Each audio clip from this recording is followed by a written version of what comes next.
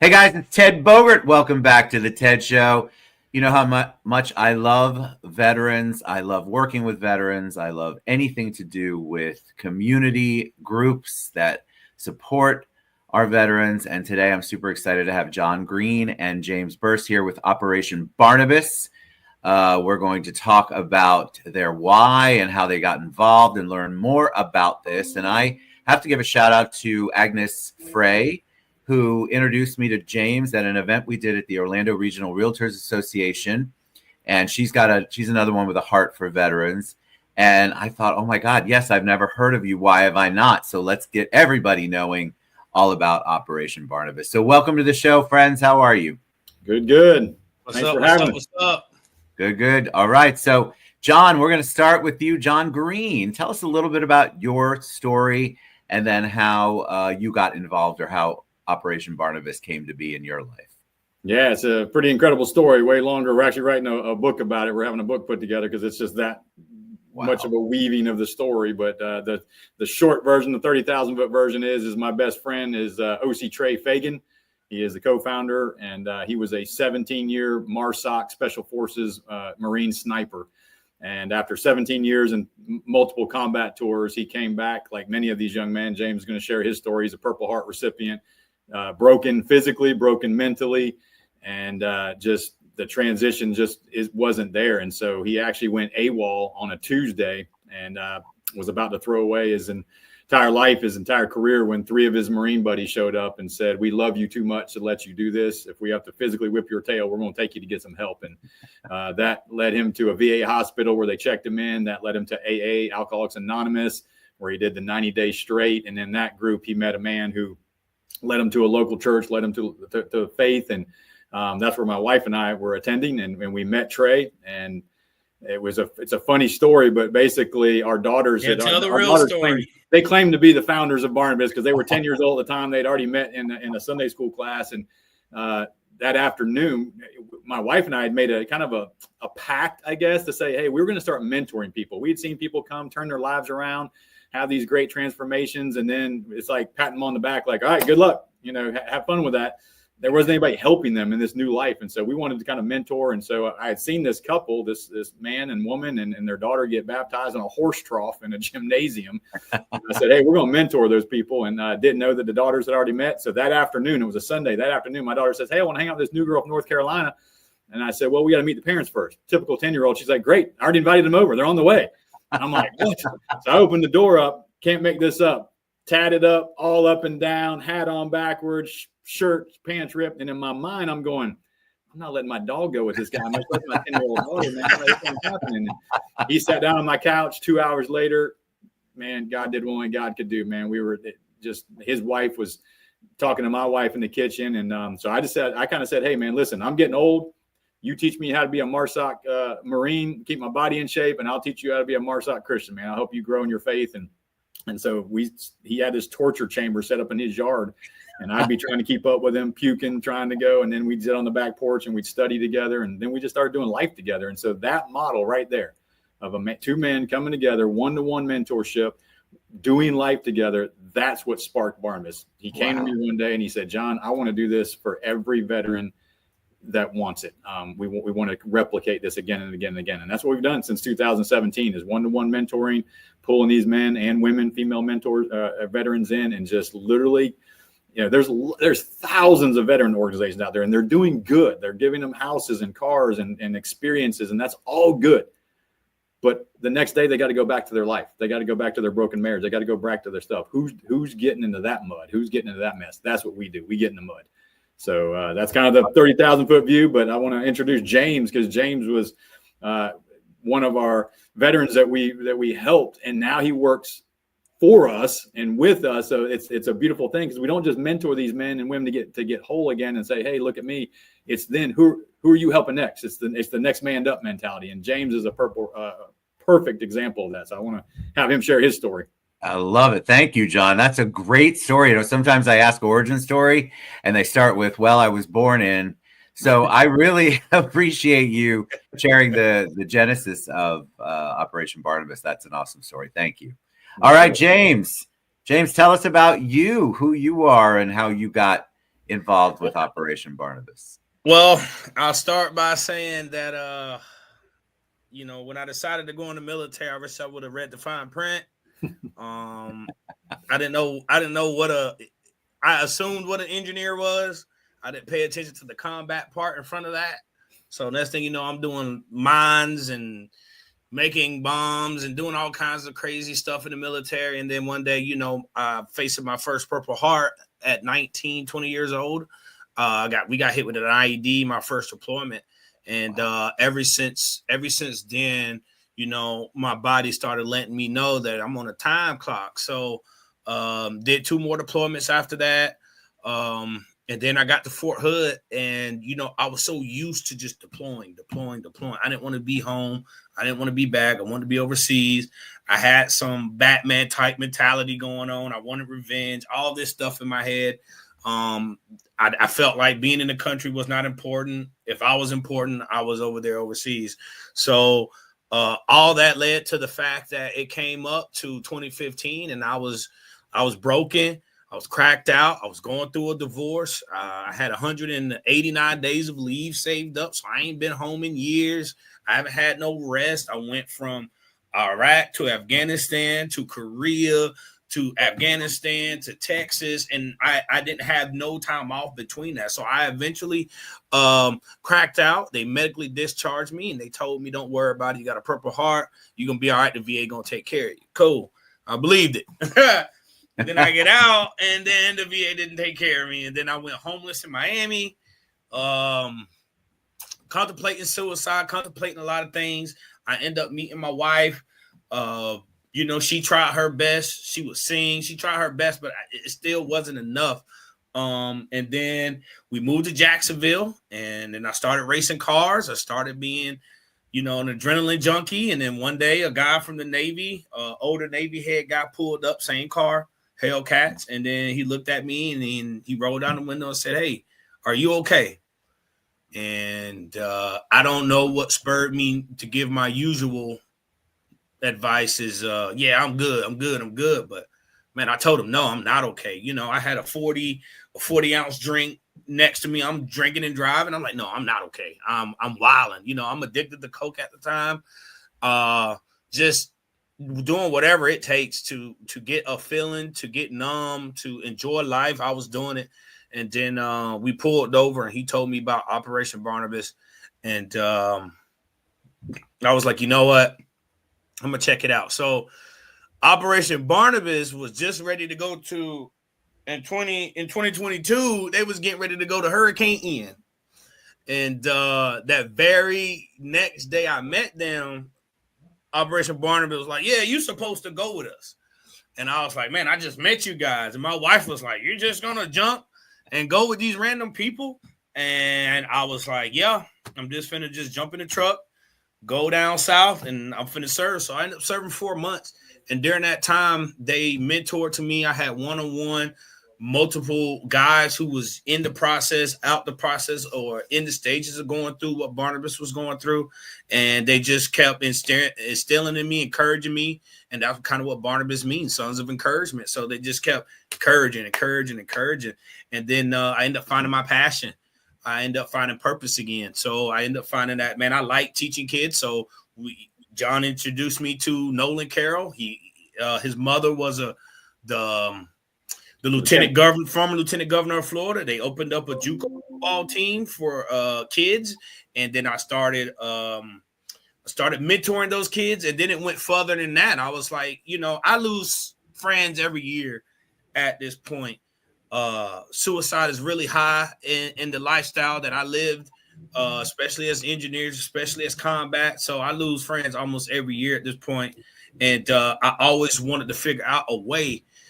And then next thing you know, I saw what people was doing with Barnabas. And next thing you know, I decided to go to school for my psychology/resilience. I'm trying to get my master's in it. I feel like, there's not a lot that I haven't been through. And I think a lot of guys will kind of break their pride and talk to me. And, thanks to Barnabas, I met a guy named Blake. Blake helped me with my percentage. And I'm going through all this, and I still haven't had my benefits upgraded. I was still at 50%. I didn't care. I didn't want to deal with the VA no more. I was like, I'm done. So met Blake, and Blake asked me how I was living. So Blake introduced me to building homes for heroes. So I ended up getting a mortgage-free house. And this is kind of, how I am in Orlando. I looked at John and I'm like, what's going on? And he was like, I think we're meant to grow. And I was like, okay, well, shoot.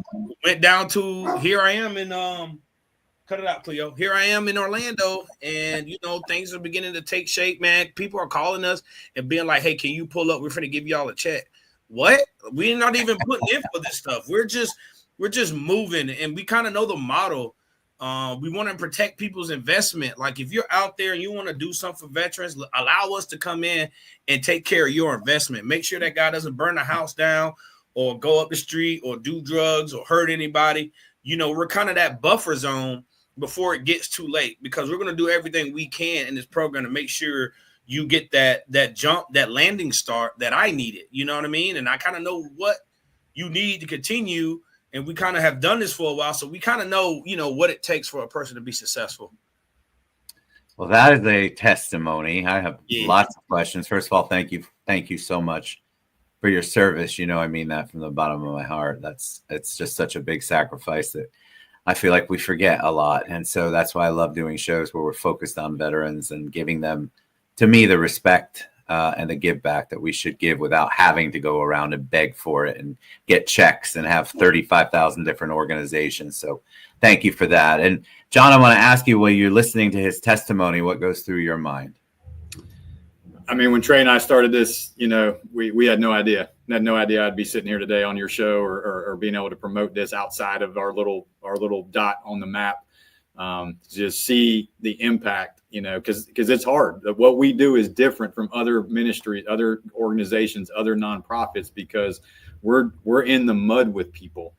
And that's a hard place to be. It's discouraging, because for every James story we have others that we don't have that happy ending. They went back to jail, or they went back to the drugs.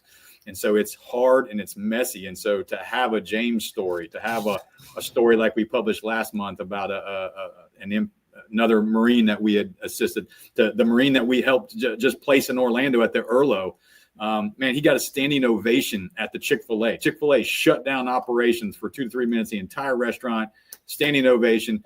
I mean, those stories they keep us going, because it's hard and it is discouraging, because you see the number 22 suicides a day.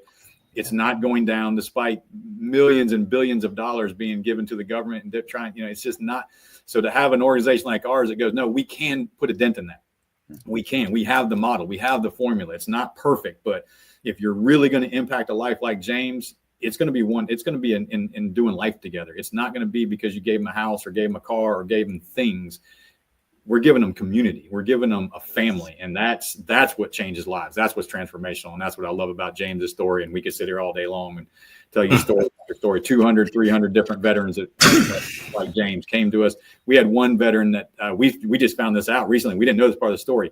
He was 3 minutes away from pulling the trigger when we called on the phone. He had already planned everything out, sent his family away, had everything planned out to end his life. And at whatever it was, 3:44, we called, and 3:47, he was going to pull the trigger. So those kind of stories are just absolutely why we do what we do, and why we're thankful for you to have us on this show. Well, I'm one of the reasons why I do Heroes Always Welcome, which is the real show title of when I'm working with veterans, is because I was just hearing story after story of them having such a difficult time transitioning out, and they just didn't have the same camaraderie they had in the service. They didn't have the same, I've got your back, I'll die for you kind of mentality, and everything sort of made sense in the service from a structure perspective and a chain of command perspective. And so you get out in the quote unquote real world where you're a civilian again, and we all know that there's none of that out there, or very little of it out there. Right. And so the veterans I would talk to were like, I don't know where to go, Ted. I don't want to go to the VA. Mm-hmm.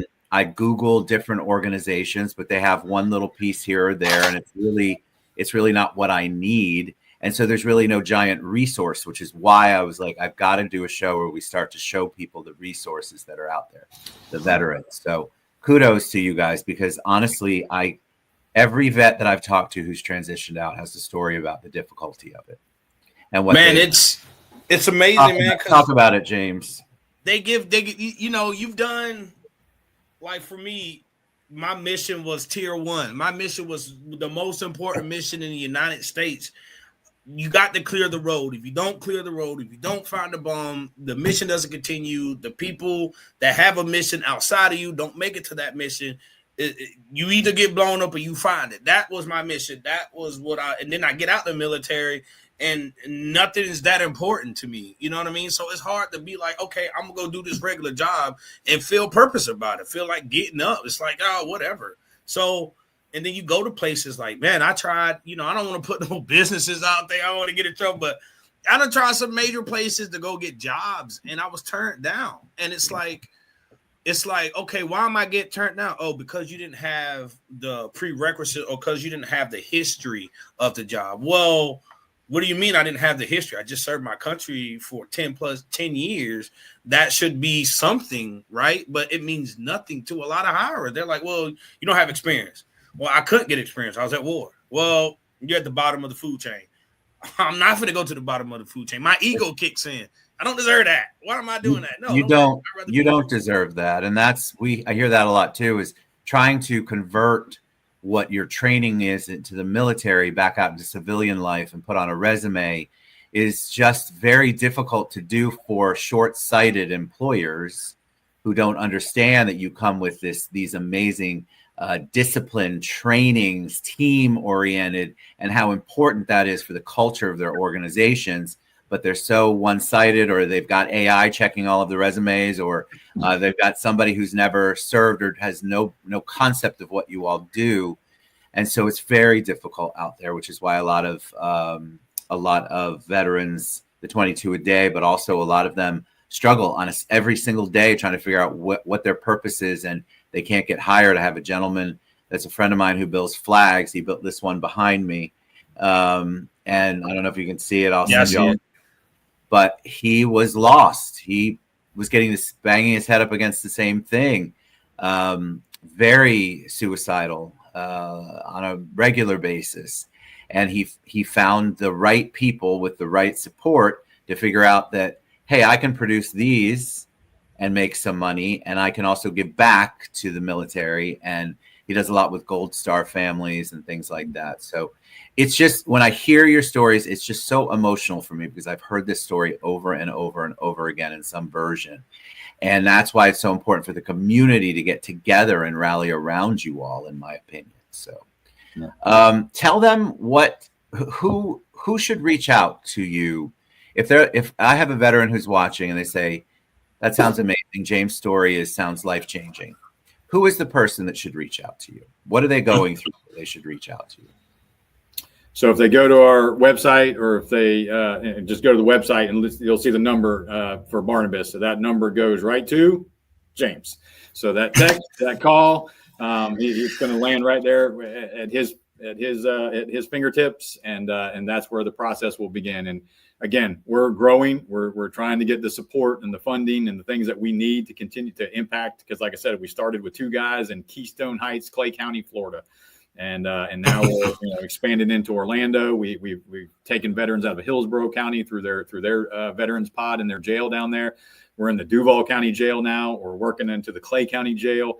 Glenn County up in Brunswick will be there tomorrow for a ribbon ceremony for a tiny home village called the Golden Isles Village. And so we'll be able to place veterans there. The Earlo right in Orlando. We just put our first veteran there. So we're growing, we're expanding, but we're still small, and we're still trying to get the funding that we need because it's expensive. I mean, when we help make a veteran whole again, we say we're a hand up, not a hand out. So we're not just going to give them stuff. That's what's different about us too, is we work hand in hand with these guys and help them achieve their goals. So each week as they're meeting with their mentor, they're setting meaningful, measurable, manageable goals and moving forward, and we're helping them. So if we're looking at buying a car, we'll say, hey, we found one at auction. It's $2,000. What can you contribute? We don't care the amount. He can give us $500, but he needs to have some skin in that game. Yeah. You have to earn, you have to work your way. And we all know that. And so we're doing that and helping them. So they can just go to that website. And again, we can't make promises that we're going to help. We wish we could. We hope we get to that point. We hope that we get to a point where we never have to say no. But we do have a vetting process right now because of the funding. And so we have to be very selective in making sure that the person that is calling and really, because here's the deal. We get calls every day, all day. We get applications. They can click on there and fill out a very short application. We don't have any red tape. That's the other thing that's different about us. We don't have red tape. It's a Google form, about 10 questions. If you have a DD-214, that's all we need. Let's go. But they have to want the help. That's the bottom line. If they're not ready, if they're just wanting a handout, get me out of this temporary pain, this is not probably the program for them, because we want to make you whole again. And in order to be whole again, you can't do it. James can't do it. I can't do it. You have to want to do it. We'll help you do that. We'll help you get there, but you have to in here want to get that wholeness. So go to the website, click on that number, call James or text James. Yes. And I want to make sure James gets invited out to all of the events that I do. The more that we can get the word out, the better. I could keep your social calendar really busy, James. Man, let's go, man. That's the thing, right? That's getting people to know who you are and what you do and what your passion is and what the foundation of this is. That's sharing that story is so powerful. And I can think of many different groups that I have coming up and events that I would like for you to be at, so people can get to know you. So as we wrap up, I'd like to ask one personal question, and I'll ask it of each of you. I'll start with you, John, and then we'll finish on James. When I say the word hero, who's the first person who comes to mind? Man, for me, Jesus Christ. I mean, I was as lost as the day is long, man. We don't have time to go into my story, but I had a faithful grandfather who was a World War II B-17 bomber pilot, survived 25 missions. He was part of the Apple Masters of the Air. Apple TV just did a whole series on the Bloody 100th, and he would have been in that. One of those characters in the background there would have been him. He was there, and he was the only godly man in my life that just poured into me in the chaos that I was growing up in. And man, I just thank him. He's not here with us anymore, but man, what a example of what a mentor, a godly or just a moral man, strong figure in my life. So I'd give Jesus credit, and then my grandfather, of course, Paul Wyatt Green. I'll always be thankful to him. That's awesome. Thank you for sharing that. How about you, James? Well, God is number one. Can't take that from the ultimate resilient warrior. But I have to say, man, John Green, man, let me tell you about this guy, man, too. That, when you get out the military and then you start, when you're out there in the world and you're in your flesh, and then you start, putting your opinions on civilians, putting your opinions on people who may not have done what you've done, and you grow some type of ego, some type of I'm better than this person, I'm better than that person. And, a lot of veterans say, hey, they don't know what I've been through, I ain't talking to them. Well, man, John has showed me a lot of patience with civilian people. His care, his that's a patriot for real. You know what I mean? And I have to say that's my hero, because if he didn't do what he did at the time when I was probably at my lowest, drinking and driving, if they wasn't on their goal and wanting to do better in life, then that message would have never reached me, and no telling how lost I still would have been. So, I got to give it up to John as my hero. So, hey, Ted, I promise y'all, all listeners, everybody watching this, I did not pay him to say that. That was not planned. We did not organize that. That was totally from his heart. Well, that's why I like to ask that question, because we don't get to say it to our heroes very often. We don't. Yeah, I've never said that, man. Like I said, I'm trying not to tear up, man. I'm trying not to start crying right here. And that's what we need to do more of. Like, that's why I like to celebrate you all. You doing what you do, John. You doing what you do, James. We have to take the time out to celebrate people more often and thank them out loud instead of keeping it to ourselves. So I'm very glad that you both shared. I'm super excited to do more with Operation Barnabas, which you all can find at operationbarnabas.com, or you can reach out to me and I can get you in touch with James in the Orlando area, or John elsewhere. But what a blessing you both are. What a blessing the organization is. And I feel very blessed that you both joined us today. So thank you very much. Y'all get out and support them. Support our vets and support the organizations that support our vets, please. All right. We'll see y'all soon. Bye, everybody.